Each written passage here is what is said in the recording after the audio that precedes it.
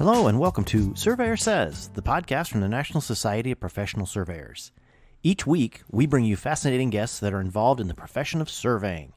We cover a lot of ground, including Table A Talk with Gary Kent, Point of Order with the NSPS Joint Government Affairs Team, Future Focus, highlighting current and future leaders of the profession, and everything survey-related in between.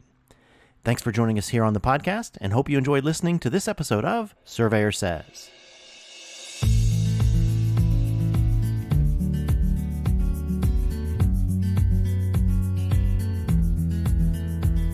Hello and welcome to another episode of Surveyor Says. My name is Tim Burch, and to help us wrap up March with Women's History Month, we've got a very special guest on today. And I'm going to have to ask you, Dominica, make sure I don't butcher your last name. I'm going to have you pronounce it just to make sure I get the pronunciation right. So, okay. So my guest she is actually the Chief Cadastral Surveyor for the BLM, and she's known in the industry as, like I was just telling her about, every place I go it's Miss Dominica, everything, everywhere. So Dominica VanKoten. Okay, and I'm assuming that's a little bit Dutch. It's very Dutch. It's my husband's name, and he grew up in Holland. Very good. I assume so. So just every time I see a name and I think, oh, I've got this one nailed, I'll screw it up and VanKoten or something, whatever. It's like, oh, I better get this straight. So, well, we're great to have you on. We've had a bunch of great women through Women's History Month here in March, and I couldn't think of anyone more suited to help wrap us up with some great conversations about women in surveying and what you've been able to accomplish in your short career. So tell us about what you're doing with BLM right now. Where are you at, and what do you currently do? Thanks, Tim. Thank you for having me on, and thank you for all the great conversations this month. I've been listening along, and it's fun to hear about other careers. So myself, my current position, as you mentioned, is the BLM Chief Cadastral Surveyor. It's a position within the headquarters office of the Bureau of Land Management, the Division of Lands, Realty, and Cadastral Survey. I was originally hired into that position a couple years ago, and then since then it was relocated to Santa Fe. So I just recently moved from Virginia to Santa Fe, so that's been fun.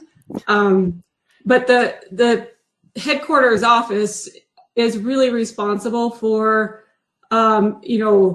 policy, budget, oversight, and national level type communications. So in my role here, that's where I focus on. I don't focus as much on the ground activities. Sure. Well, to me, it only makes sense. Not that there's not public lands and BLM oversight needed out east, but it just seems like so much public land out west. It makes sense that a majority of the people are out this way.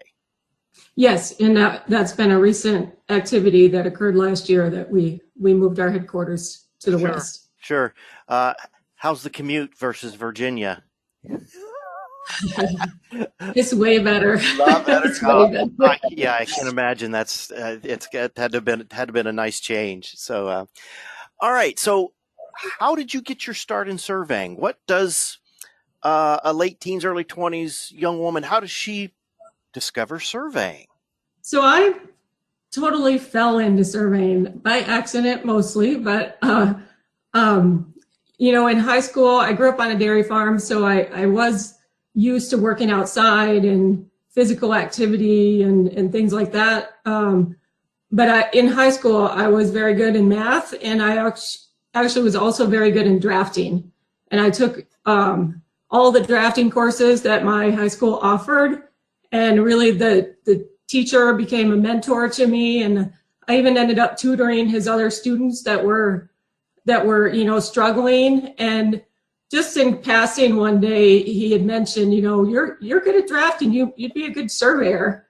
And then the time came for filling out the application to go to school, and I had waited, of course, longer than I should have, but I had to fill out that application at Ferris State University, and you have to pick a major.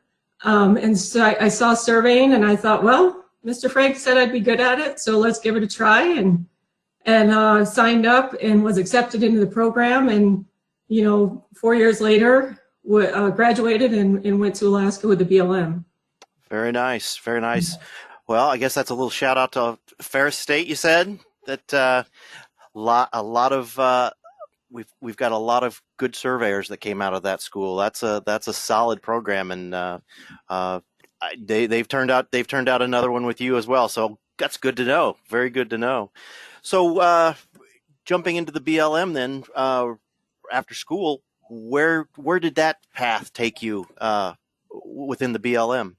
In the BLM, I've been very lucky. I've had a lot of opportunities. I went as a student to Alaska and was hired into the field survey branch and was conducting surveys, in remote areas of Alaska. And from there, after several years, I decided I'd rather be in the office, and I was getting married at the time, so that kind of played into it. And I took an office job, and I wrote special instructions for many years for surveys, and really enjoyed doing that and seeing, a larger number of projects that come through your desk when you're in the office rather than the field. And then moved into supervising and project management, and had several details working in other parts of our organization outside of cadastral, outside of surveying in the lands area and in other areas. And then in 2008, I was lucky enough to be selected for the Eastern States Cadastral Chief, and I moved from Alaska to Virginia and was there at Eastern States for 12 years before I came to this position. It's been fun. I can't believe it's been almost 30 years, that's for sure. But it's been fun, and it's gone by pretty fast. Wow, that's just to think it's Michigan to to Alaska to Virginia, now New Mexico. Wow, that has been quite a nice variety. So tell us a little bit about your role and the mission of the Bureau. What, for those who aren't familiar with the Bureau of Land Management, what is their goal? What is their mission, and what do they oversee? So that's a great question, Tim. So I'm going to just actually tell you what the mission statement is, and then I'll talk about what it means to me a little more. So the mission statement is to sustain the health, diversity, and productivity of the public lands for the use and enjoyment of present and future generations. So the BLM is about managing lands and resources for present and future generations. And we do that using the multiple use and sustained yield management philosophy that is contained in our Federal Land Policy and Management Act, FLPMA. So we use those principles, the public planning process, and determine, what is the best use for these lands uses, because it's multiple use, it's not just one use. Some of the programs that are BLM programs that it takes to conduct that work are recreation, national conservation lands, so special places that are conserved, natural resources, of course, NEPA and planning, cultural resources, energy and mineral development, wildland firefighting, the wild horse and burro program, protecting the wild mustangs and burros in the West and helping to get those into homes. And then, of course, our lands, realty, and cadastral programs. Sure. So mostly it's about managing lands and resources, but the cadastral and the lands program in particular fall into what I like to call the remnant land office functions.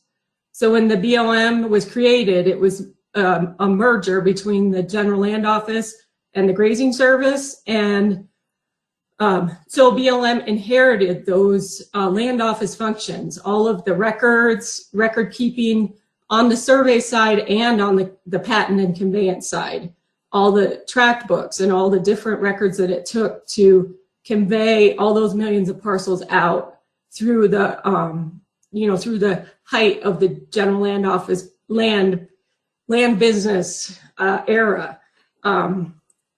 So, and that just reminds me of, this question reminded me of, what are all those other things that we are in our positions other than surveyors?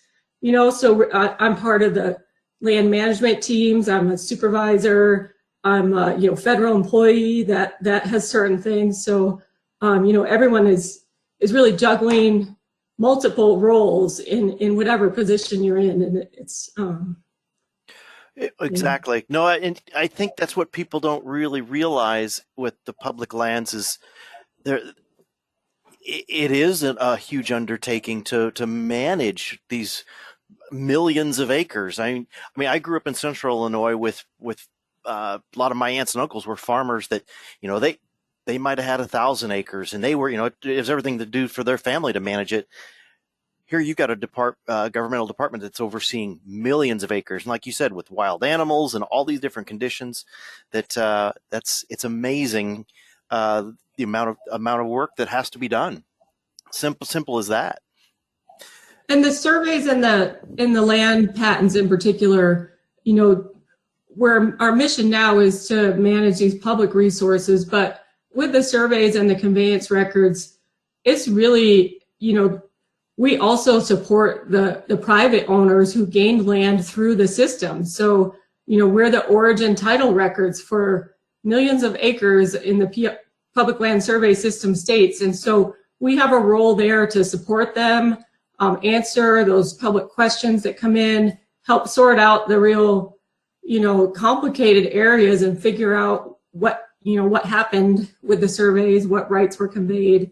So our role in cadastral and in the lands program is not just about federal resources, but it's also about helping protect those rights that were transferred out of the government by interpreting the system and helping to educate. Sure. Well, I guess I want to turn just a little bit then into actual surveys for on federal grounds, and let's talk about SeaFeds for just a second. The Certified Federal Surveyor Program. NSPS has had a great relationship with BLM and helping put this thing together and creating this program. Tell us a little bit more what the value is from the BLM side, knowing that there are a number of surveyors out there that are working towards this certification, that it is a little bit different than just your mom and pop survey, that it does take a healthier dose of education and certification to get to that level. Yes, I'd be happy to talk about the SeaFed program, and it has been a very successful training program. It's been a great partnership, as you mentioned, with NSPS and others along the way. I think one of the great things about it is that it has enhanced that communication and coordination between public and private surveyors in many cases. It's kind of emphasized the point that how important land status is when we're surveying, especially if it's up against federal lands and particularly federal public domain lands or lands that have never left federal ownership. It's helped to really highlight those nuances that can occur between parcels with that public domain land status and parcels that are no longer federal or with other status. And so it's really, to me, it really connects and emphasizes how important that connection between surveying and land status is. The Supreme Court stated a long time ago very well that when the lands are granted based on an official plat of their survey, the plat with its notes, lines, become as much a part of the grant or deed by which they conveyed as if it was written on the face of the deed itself. So, and I was paraphrasing, that's not the exact quote, but right. That connection is really important and really important to BLM and when we're surveying too. Absolutely. No, you summed it up very nicely, because it's amazing that the number of times I've had conversations, especially a little bit further back east here, we don't have so many people that want their SeaFeds because they don't see what it is and what the value of it is, and it's just, it's just as long as I know the PLSS, I'm fine. I could take that no problem. And then I want to hand them the manual of instructions and some of the study material for the SeaFeds, and they go, oh boy, I don't think I want to undertake that. I mean, but it is a challenge because it is a different mindset in having to deal with the government lands. And I do also want to mention that, the SeaFed program has been around now for, I think, over 15 years, and we're sort of at a point where we're making some improvements. We know that there are some technology challenges right now, and, I understand that there probably have been some frustrations with some of the students recently, but we are working with NSPS in our partnership, and hopefully that we'll have some solutions to those in the near future. Oh yeah, I think that those are all getting worked out. I think it's unfortunately it's the bugs of growing in so many things. It's not to pick on the government, but it's a big undertaking, whether it's unemployment, whether it's all this other stuff going on in the economy, whatever. It is growing pains, and yes, we've come up against some technology that is now figured out a way to outdate itself, and we're working towards getting a good fix. I think it's really going down a good road, and really going to be able to promote and continue the SeaFeds program, because it has been it's been a good program and a good representation for BLM surveyors and for the public that wants to be able to public surveyor still wants to be able to be engaged in that. So yeah, we're definitely working down towards a good role there. All right, I want to take you a little bit back in your career a little bit. I've got to ask you about surveying in Alaska. That I've never been there. I can only imagine. I mean, all I think of is cold and snow and brutal. And your time in Alaska, what was some of your favorite surveying memories from? And maybe it's not just Alaska, maybe it's other places, but I got to believe Alaska's got to have a few. Yes, of course it does. My field, the days that I've spent in the field and working on the ground, they were all great. I don't know if I could pick a favorite, because every place is so unique in its own way and special, and has its own characteristics that set it apart. But I performed original surveys on the North Slope, on the Arctic Ocean in Alaska. I also spent quite a lot of time in the Yukon-Kuskokwim River Delta, which is kind of western Alaska. And there were jokes that, it wasn't a true field season if they didn't have a picture of me in a swamp up to my waist in water. And I worked in the around the Kenai Peninsula a little bit in Alaska. But I also did a detailed snowbird assignment at one point in time, and worked in Alaska or in Arizona, and had worked on the Maricopa Mountain Wilderness Area boundary with a crew for several months, and that was amazing. Finding original corners and the dew on the cactus in the morning. It was all beautiful. And then of course at Eastern States, I wasn't fully in the field, but I did get out to the field, the bayous in Louisiana, the Everglades in Florida, Wisconsin, the rice fields in Minnesota. All those areas. I definitely couldn't pick a favorite, and they were all very unique, and I learned something from the crews on every one, and I learned something about the places and every one of those experiences. That's fantastic. And that's I said this same thing with Juliana Blackwell, director of NGS, a couple of weeks ago, that I think unfortunately a lot of us look at people in your positions and go, oh well, kind of like me, sitting in an office, whatever, don't know much about anything about surveying.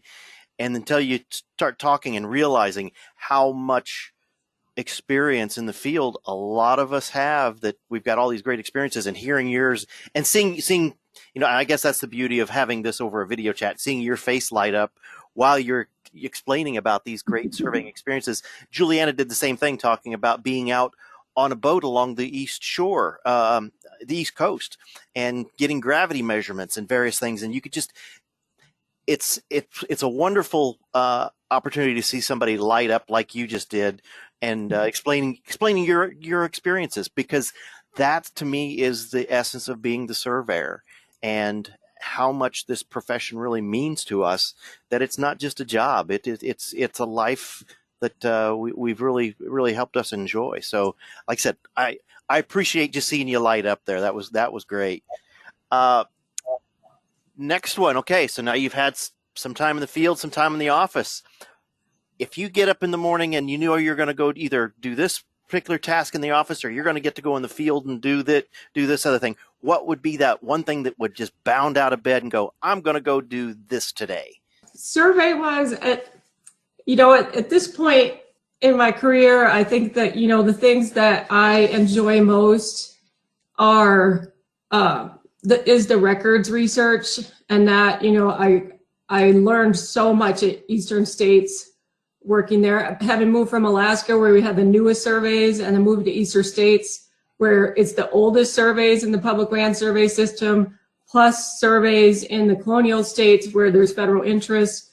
And, just seeing that connection, that the system has its fundamental principles and they don't change. And even though the records look different, they were created in a different era, they all have the same fundamental principles behind them. And so for me, digging through a parcel's history, doing that research, figuring out when it was surveyed, what rights were conveyed at what time, and now what is the current land status, that's really one of the things that I love to do. And the research leads, especially within my experience at BLM, it leads not only to researching the parcel, but also researching the organization and where were the records at the time, where, the land office records moved from Surveyor General's offices to land offices, to different land offices when they closed, and then they got transferred to the state when the state was closed. And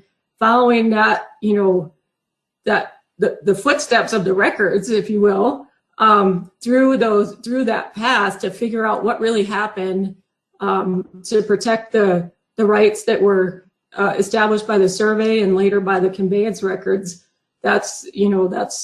I really enjoy that. That's cool. I mean, and you hit on it, that is a big part of what we do, and following in those footsteps, not just in the field chasing down irons and fences and what have you, but it's knowing where that chain of title, how that deed has come through the system and how the sections were broke up or what have you back out east. So, there's not a wrong answer, but that was a very good answer. So thank you. That's awesome.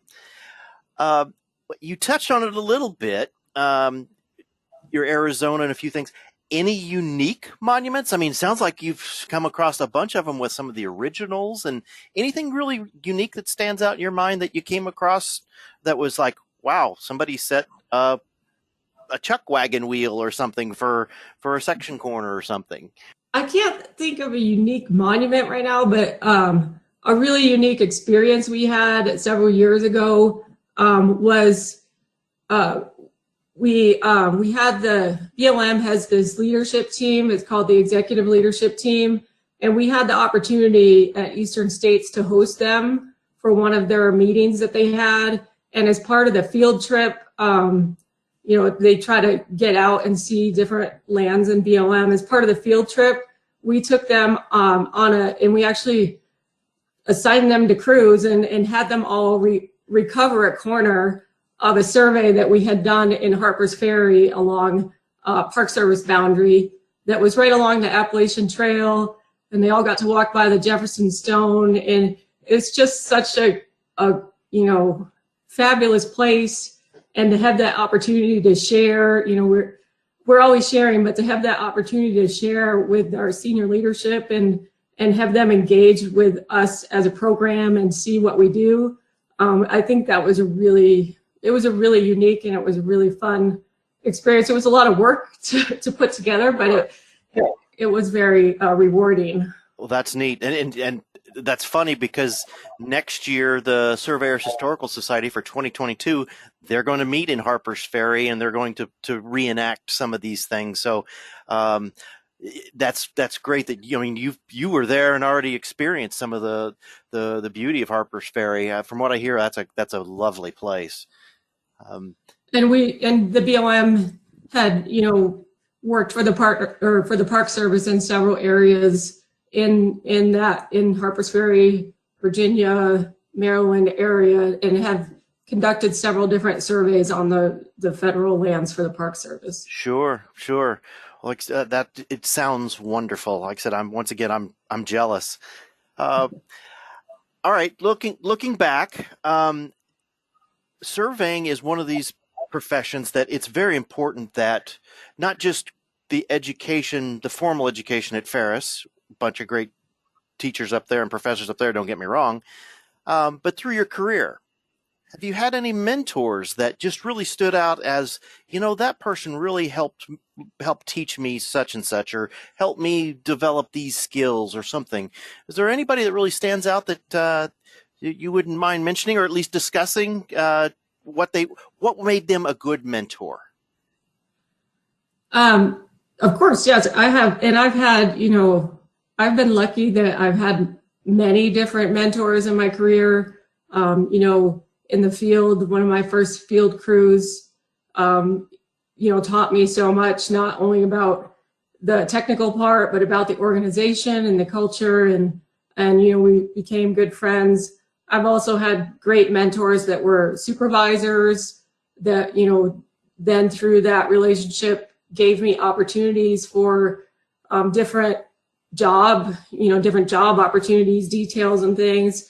I've also had mentors who were my employees that, especially at Eastern States, where there were people who had worked their whole career there and I came in new. And so they became my mentors of how to, survey and manage the surveys in Eastern States. So in that way, I've been really lucky. And I have, I sort of have this strong curiosity to know how things work and why they work and how how different things are connected. So I'm always asking a lot of questions. I'm continually learning as I move forward. And even in cases where, I've had to interact with individuals and had circumstances that weren't positive, I, turn those into a learning moment and make note of the things that I don't want to do.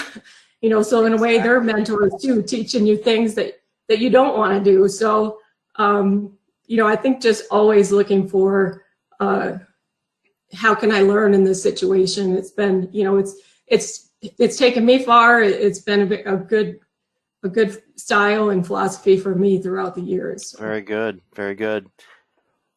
Well, this far in your career and with some time to go, where do you see the future of surveying? I mean, you've been around just long enough. You've seen some technology changes and how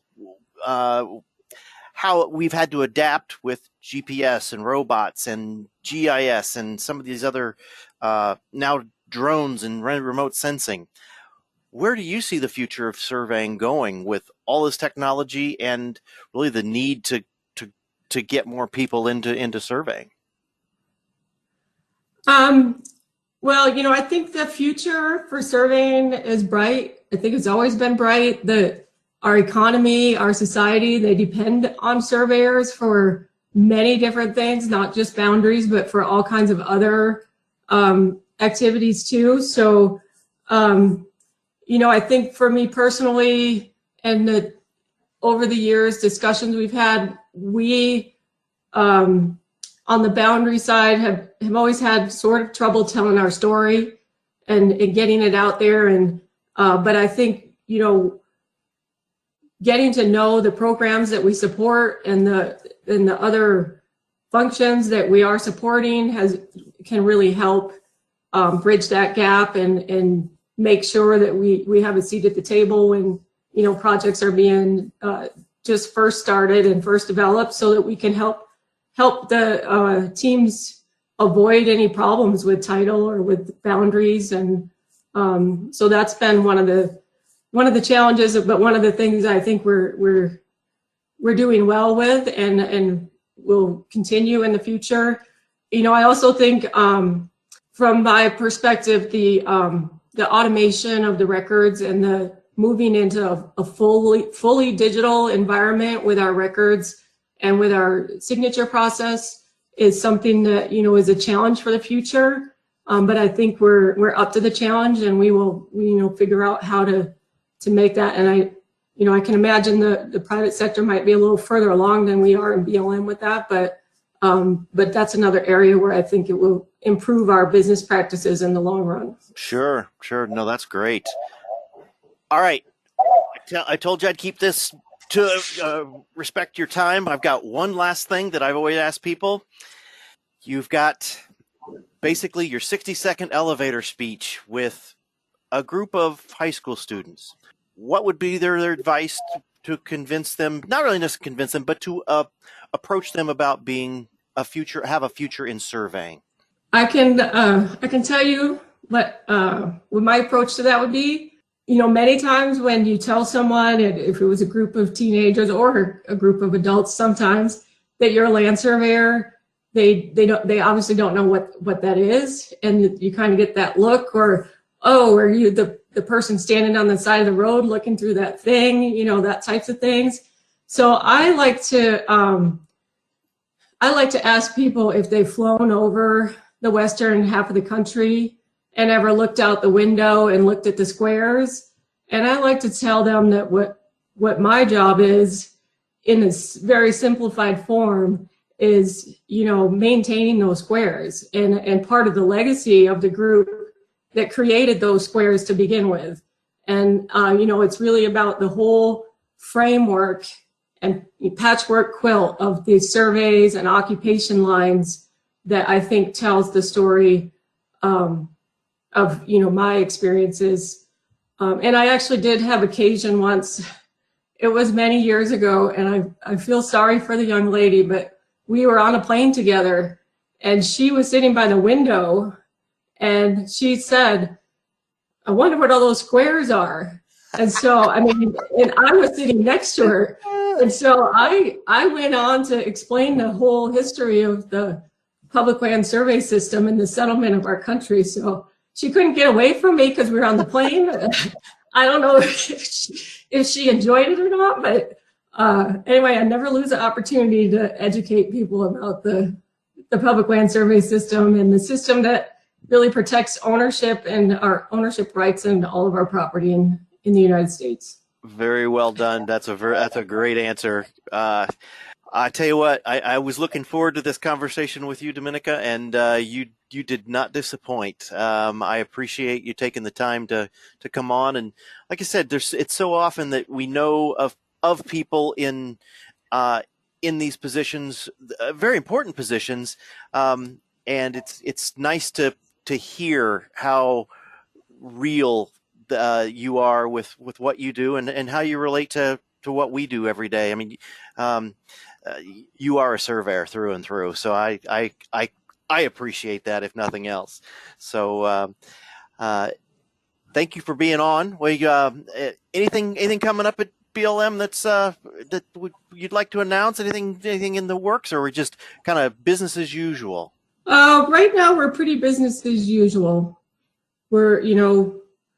We've just recently had an administration change, so we're working through the things that happen with that, and so we're pretty much business as usual. Very good, very good. Well, like I said, we try to keep these respectful of your time as well. So that'll do it for me, Tim Burch, and my special guest today, Dominica VanKoten. And Dominica, at some point in time, I would like to have you back just to kind of see what's going on at BLM. Sure, that would be great. Well, and thank you for asking me. And it's an honor to be featured in this Women's History Month. And yes, definitely in the future, I'd be happy to come back. All right. Well, you heard it here, folks. We got her on the hook. We'll get her back. So, all right. And stay tuned for a couple more good episodes coming up in the next few weeks. We've got a lot of great guests. I'm not going to tease anybody because we like to keep them a little bit of surprise from time to time, but we'll be talking to you soon. Thank you.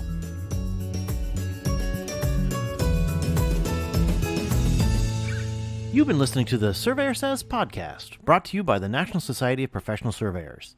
If you have any questions about today's episode or any other topic, please email us at info@nsps.us.com, and we are here to help.